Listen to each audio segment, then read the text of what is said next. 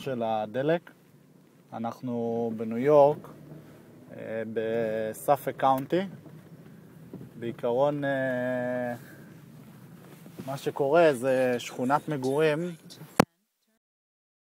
בסופה יש תחנת דלק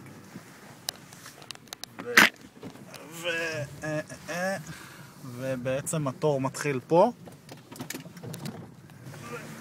אני אראה איפה הוא נגמר. התור מתחיל פה והוא נגמר שם, וכל המכוניות האלה מחכות בתור. עוד לא נגמר, עוד לא נגמר, עוד לא נגמר. זה ממשיך, זה ממשיך. בואו נראה.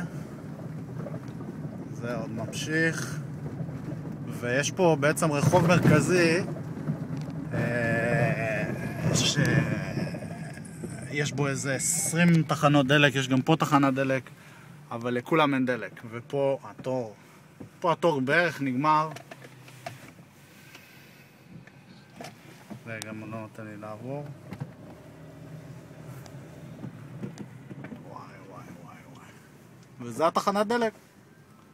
כן, חיים בניו יורק קשים עכשיו. אנחנו נמצאים בלונג איילנד. אני בסנטר ריץ'. אנחנו בסנטר ריץ' עכשיו בלונג איילנד. וכן, החיים מאוד קשים. אנשים פה, ראיתי, הולכים מכות. בגלל זה כנראה עשו את התור הזה. כן, בלגן.